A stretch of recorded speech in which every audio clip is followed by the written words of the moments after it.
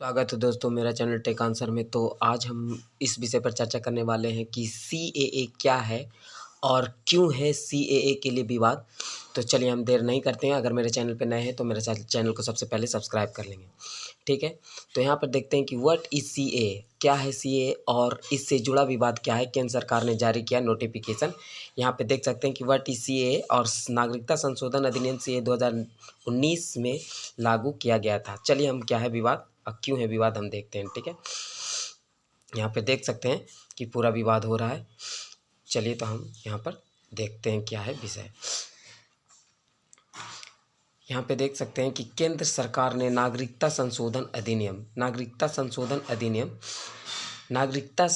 अधिनियम सीएए, जिसे हम लोग बोलते हैं सिटीजन अमेंडमेंट एक्ट, नियमों का नोटिफिकेशन जारी कर दिया गया है, ठीक है।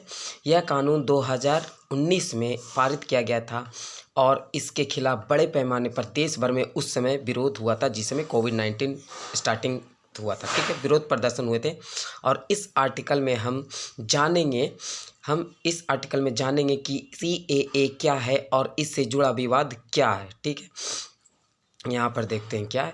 यहाँ पर देखिए कि क्या है। नागरिकता संशोधन अधिनियम 2019 सीएए 11 दिसंबर 2019 को संसद में पारित किया गया था, जिसका उद्देश्य था पाकिस्तान, यहाँ पे देख सकते हैं पाकिस्तान, अफगानिस्तान और बांग्लादेश में धार्मिक उत्पीड़न के कारण भारत आए हिंदुओं, सिखों, बौद्धों, जैनियों और पारसियों और ईसाई अल्पसंख्यकों को भारतीय नागरिकता देना है, ठीक है। ये आप समझ में आ गया कि ये क्या है नागरिकता अधिनियम, ठीक है।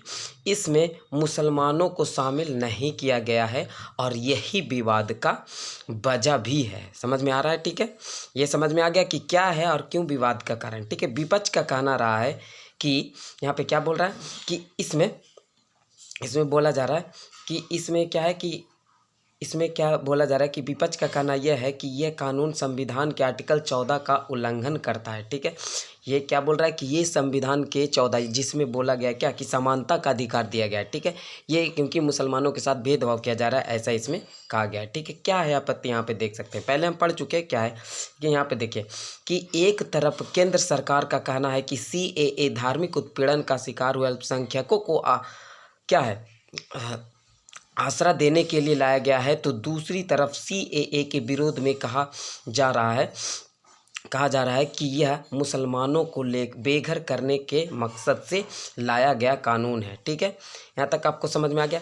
जब 2019 में इस कानून पर लोकसभा में बहस चल रही थी, तब आमीन चीफ असदुद्दीन ओवैसी ने आरोप लगाया था कि कानून का इरादा मुसलमानों को बेघर करना है, ठीक है। यह आप समझ रहे हैं। ये हम आपको पूरा समझ में आ जाएगा इसे पढ़ने के बाद, ठीक है। यहाँ पे दरअसल इस आर्टिकल्स को कोई भी एक बच्चा भी देख के समझ सकता है कि क्या है, क्या विवाद है, ठीक है। सीए दरअसल सीएए को एनआरसी से जोड़कर देखे जाने पर समस्या खड़ी होती है। कहा जाता है अब दरअसल सीएए को यहाँ पर बता दें कि जोड़कर देखे जाने पर समस्या खड़ी होती है। अब एनआरसी क्या है, नेशनल रजिस्ट्रार ऑफ सिटीजन्स है, क्या सिटीजनशिप, जो नागरिकता के लिए जो बना है रजिस्ट्रार वो, ठीक है। तो यहाँ पर कहा जाता है, ठीक है। अगर एक मुसलमान एनआरसी के दौरान यहाँ पर बोल रहा है कि अपने नागरिकता से जुड़े दस्तावेज दिखाने में नाकामयाब होता है तो उसे मुश्किल का सामना करना पड़ सकता है। और इसके जवाब में गृह मंत्री अमित शाह ने इंडिया टुडे को दिए गए एक इंटरव्यू में कहा था कि सीएए को एनआरसी से जोड़कर ना देखा जाए और किसी भारतीय की नागरिकता नहीं जाने वाली है। समझ में आ गया। यानी यहाँ पर मुसलमानों की यहाँ जो रह रहे हैं, जिस समय नागरिक एनआरसी बना उस समय के मुसलमानों को कोई दिक्कत नहीं होगा, यहाँ पे ये बोला जा रहा है, ठीक है। और इस दौरान जिक्र आता है कि एनआरसी का, जिसे एनआरसी की पहली स्टेप माना जाता है, ठीक है।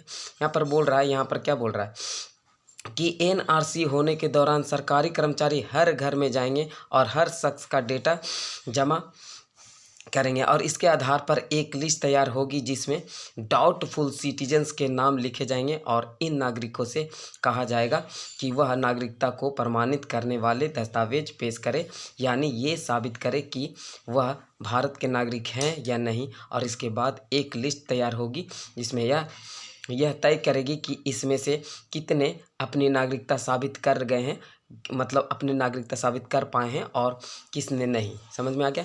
यहाँ पर बोल रहा है कि जो नागरिक विफल होंगे उन्हें डिटेंशन सेंटर भेज दिया जाएगा। ठीक है, यहाँ पर सूत्र देखिए, CAA सूत्र। यहाँ पे देखिए क्या बोला जा रहा है कि माना जाता है कि जिन मुसलमानों के पास देश भर में NRC के दौरान में अपनी नागरिकता साबित करने के लिए आवश्यक दस्तावेज नहीं होंगे, उन्हें अवैध प्रवासी घोषित किया जा सकता है और वे CAA के जरिए नागरिकता भी नहीं ले पाएंगे, क्योंकि CAA के तहत सिर्फ हिंदुओं, सिखों, बौद्धों, जैनियों, पारसियों और ईसाइयों अल्पसंख्यकों को ही भारतीय नागरिकता देने का क्या है, प्रावधान किया गया है। यहाँ तो समझ में आ गया। अब यहाँ पे थोड़ा सा ये भी देख लीजिए, यहाँ पे एक आपत्ति यह भी दर्ज की जाती है कि अगर सरकार वाकई में प्रताड़ित अल्पसंख्यकों को नागरिकता देना चाहती है तो तिब्बत, श्रीलंका और म्यांमार जैसे अन्य क्षेत्रों के सताए गए अल्पसंख्यकों के साथ साथ हजार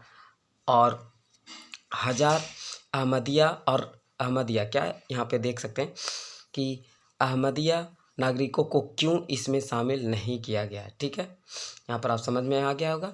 ठीक है, तो अगर ये समझ में आया होगा और चैनल अच्छा लगा तो मेरा चैनल को सब्सक्राइब कर लेंगे ऐसे नेक्स्ट बेहतरीन आर्टिकल्स के साथ।